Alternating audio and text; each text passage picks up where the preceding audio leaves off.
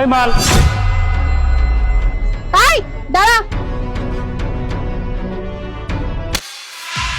তোর এত বড় সাহস, তুই আমাকে মাল বলছিস? এই তোর ফ্যামিলি কি তোকে কোনো শিক্ষা দীক্ষা দেয় নাই? মেয়ে দেখলি মাল বলতে ইচ্ছে করে? তোর এত বড় সাহস কি করে হলো যে তুই আমার গায়ে হাত তুললি? আর তোকে মাল কে বলছে? কখন বলছি আমি? কে কি বলছে এটা না জেনে না শুনে তুই এইভাবে আমার গায়ে হাত তুললি কেন? এই একই তুই আমার সাথে ইপটেজিং করছিস, তার উপর দিয়ে আমার গায়ে হাত উঠাইলি? এই লজ্জা শরম নাই, বেয়াদব ছেলে জানি কোথাকার। আমি তো আপনাকে কিছু বলেই নাই, আপনি আপনি আমাকে কেন ব্লেম করতেছেন? আর কে কি বলছে না বলছে এটা আমি নিজেও জানি না। ম্যাডাম, আমি নিজের কানে শুনেছি ও ছাড়া এখানে কেউ নাই, আর ও আপনাকে নিজেই মাল বলছে। এরা বড় লোকের ছেলে ফেলে তো সুন্দরী মেয়ে দেখলেই রাস্তাঘাটে প্রেজেন্ট করে, কারণ এদের বাবার টাকা জোর আছে।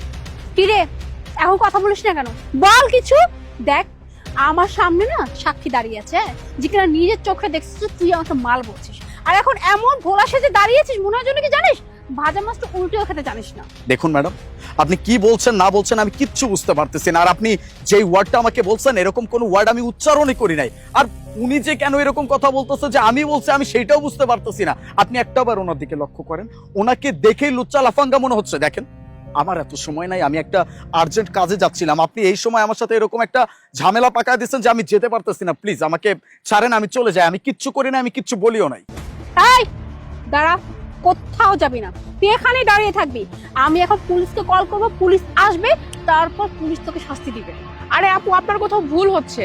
আরে না না, আমি একদম মিথ্যা কথা বলতেছি না, আমি সত্যি বলতেছি। আর এই যে আমার সামনে সাক্ষী আছে যে নিজের চোখে দেখেছে যে এই বেয়াদবটা আমাকে মাল বলেছে, আর আমি যখন এইসব থাপ্পড় দিলাম ও উল্টা আমাকে থাপ্পড় দিল। ও হয়তো জানে না যে আমি চাইলে কি করতে পারি। হ্যাঁ, আমি পুলিশের কাছে ওকে ধরে দিতে পারি, এমন কেস দিতে পারি যাতে ও একদম সারা জীবন থানায় চলে যাবে। আর এই যে আপনি এখানে কাজ দিতে প্লিজ নিজের কাজে যান যান। দেখুন ম্যাডাম, আমি আপনাকে কিভাবে বোঝাবো যে আপনি যেটা বলতেছেন এটা আমি করি নাই, আমি কোনো ওয়ার্ডই উচ্চারণ করি নাই এরকম।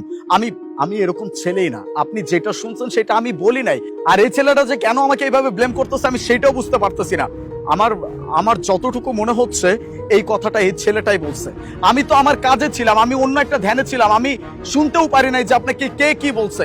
আপনি ওকে একবার দেখেন, ওর দিকে লক্ষ্য করেন, এই কথাটা ও ছাড়া কেউ বলে নাই, কারণ এইখানে আমরা কয়েকজন ব্যতীত কিন্তু আর কেউ নাই। বাই দ্য ওয়ে, আপনি কিভাবে এটা শিওর ভাবে বলতেছেন যে আমি আপনাকে এই কথাটা বলছি? এখন এই ভাইয়াটা আমার সাইড নিচ্ছে, আমাকে হেল্প করতেছে, আমাকে সাক্ষী দিল, সেটা সহ্য হচ্ছে না তাই না? তাই এখন তার উপর দোষ চাপানো হচ্ছে।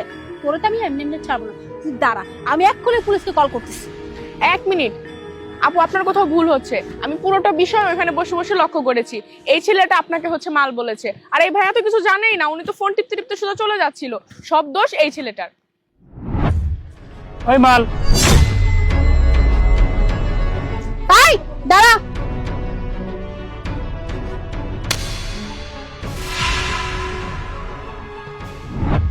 দেখছেন ম্যাডাম, আমি আপনাকে বারবার বোঝানোর চেষ্টা করতেছিলাম যে আপনি যে ওয়ার্ডটা বলতেছেন এরকম কোন ওয়ার্ড আমি উচ্চারণই করি নাই। আপনি তো আমার কোনো কথাই শুনতে চাচ্ছিলেন না। লুচ্চা লাফাঙ্গা কোথাকার, শুধুমাত্র তোর জন্য এই মেয়েটা আমার গায়ে হাত তুলছে, আমাকে উল্টাপাল্টা ব্লেম করতেছে, আর আপনি কিছু না জেনে না বুঝে আমার গায়ে পর্যন্ত হাত তুললেন। দেখেন ভাইয়া, আই এম সরি, আমি ভুল বুঝেছি আপনাকে। আসলে হয়েছে কি, আপনি আমার পাশ থেকে গিয়েছিলেন তো, আর ঠিক তখনই শব্দটা আমার কানে আসলো, তাই আমি ভেবেছি যে আপনি হয়তো আমাকে এই কথাটা বলেছেন। প্লিজ কিছু মনে করবেন না আমার ব্যবহারে। দাঁড়া, দেখছেন ম্যাডাম, দোষ করলো একজন আর দোষী ভাবলেন আরেকজন। এই জন্যই বলে কোনো কিছু করার আগে বা কোনো কিছু কাউকে বলার আগে ভাবতে হয়, চিন্তা করতে হয় আমি কাকে কি বলতেছি। দোষটা আপনিও করছেন, দোষ আমিও করছি। আপনি আমার গায়ে হাত তুলছেন, আমি তো আর এখানে আপনার থাপ্পড় খাওয়ার জন্য বসে নাই, তাই না? এর জন্য আমি আপনার গায়ে হাত তুলছি।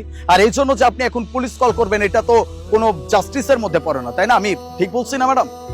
দেখেন ভাইয়া, আমি তো আপনাকে বললাম যে আমার ভুল হয়েছে, মানে আমি বুঝতে পারিনি, আমি মিসআন্ডারস্ট্যান্ড করছি আপনাকে।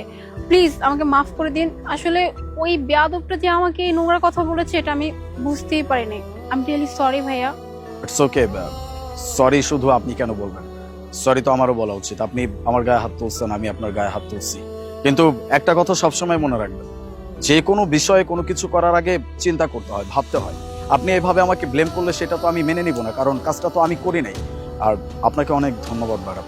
আপনি যদি সময় মতো না আসতেন তাহলে না জানি আজকে কি হয়েছে। তো এই ছোট্ট একটা ম্যাটার নিয়ে ম্যাডাম যদি পুলিশকে কল করতো, পুলিশ এখানে আসতো, একটা হ্যারাসমেন্ট হইতো, আর আমার পরিবার যদি এগুলো শুনতো তাহলে তো তারা আমাকে বিশ্বাস করতো না, উল্টো আমার সাথে রাগারাগি করতো, আমি তাদের কাছ থেকে বিচ্ছিন্ন হয়ে যেতাম। আর পুলিশ তো কখনো একটা ছেলে মানুষের কথা শুনবে না, একটা মেয়ে মানুষ যেটা বলবে সেটাকেই প্রাধান্য দিবে, এটাই তো স্বাভাবিক। বাই দ্য ওয়ে ম্যাডাম, আপনাকে একটা কথা আবারও বলতে বাধ্য হচ্ছি, নেক্সট টাইম থেকে যে কোনো কিছু করতে চাইলে চিন্তা ভাবনা করে করুন, এটা আমার ছোট্ট একটা রিকোয়েস্ট। আসি, ভালো থাকবেন।